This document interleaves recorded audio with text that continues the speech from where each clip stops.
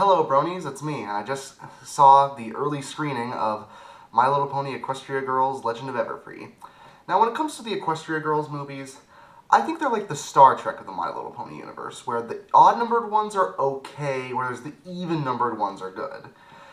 Because Rainbow Rocks is my absolute favorite Equestria Girls movie, and The Legend of Everfree brings us some more of what we love, and one annoying thing that I didn't like. But let's get to the story. After the events of My Little Pony Friendship Games, the main 7 characters head to a camp known as Camp Everfree to spend some time away from the magical scenarios in Canterlot High, where they're greeted by Gloriosa Daisy and Timber Shrew. And Timber turns out to have an affection for Twilight. Unfortunately, the camp's also being bought out by Filthy Rich, played once again by Brian Drummond, and because of that, Gloriosa Daisy is determined to make this week the best week of Camp Everfree that they've ever had. But some strange magical things start going on, which many people in the camp think is because of an evil spirit known as Gaia Everfree, which was told to them in a spooky story by Timber. So it's up to the main 7 girls to find out what's happening, why they're suddenly getting magical abilities, and they also have to find out just what's going on in the camp.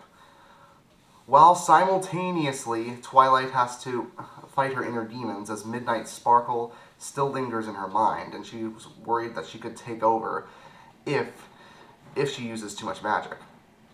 So yeah, the story does a good job as a sequel to Friendship Games as it continues the storyline with this universe's Twilight, and it gives her some mental turmoil that, in my opinion, feels very similar to Korra's PTSD in Legend of Korra.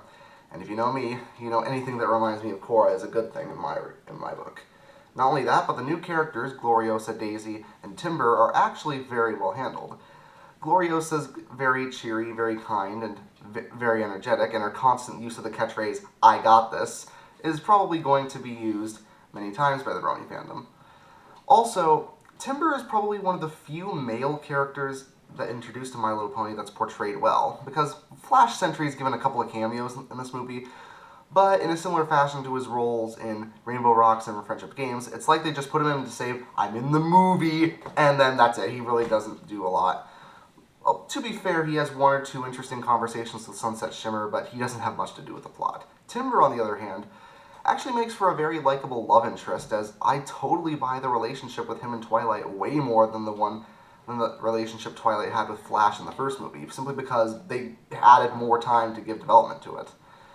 Not only that, but pretty much all the voice performers give out excellent performances. Tara Strong and Rebecca Shoichet do a great job as Twilight and Sunset Shimmer, and Sunset Shimmer really does exemplify how you do a redeemed character well, as she's basically the tough love version of Twilight, but that just makes her cool as an anti-hero.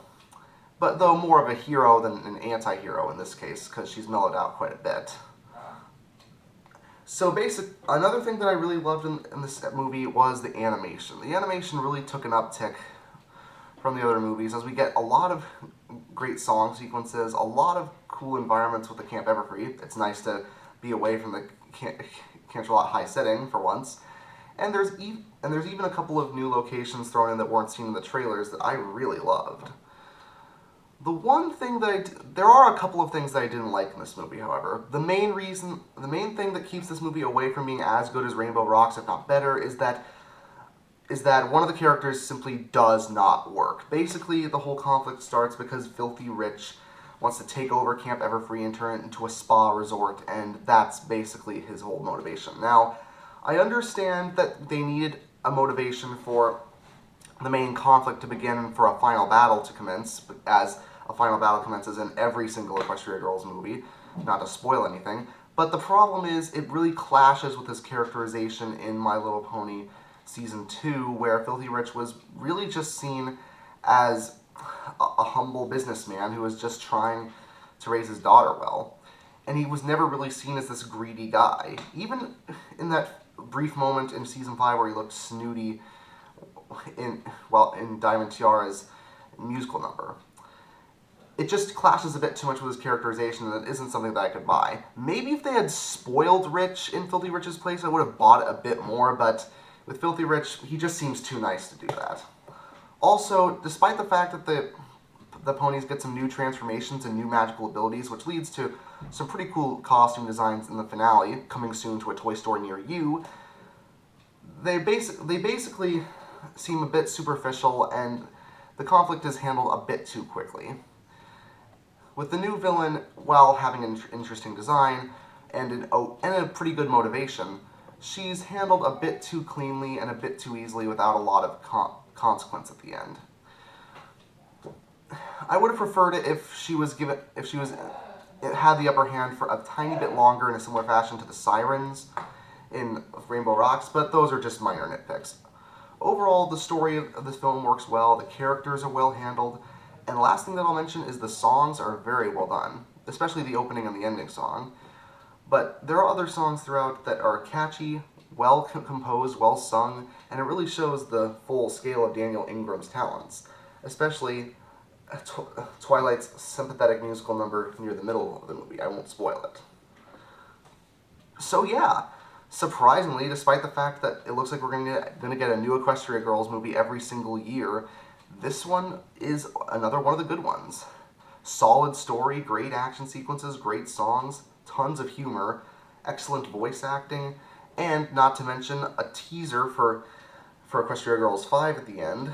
It's sort of like a Marvel after credit scene, only happens before the credits, and it made me really excited for what happens next. So yeah, I'm going to give Legend of Everfree an 8.5 out of 10. Not as good as Rainbow Rocks, which I gave a 9 out of 10, but hey, good is good. If Rainbow Rocks is the Wrath of Khan of this universe, Legend of Everfree is the voyage home. See you next time.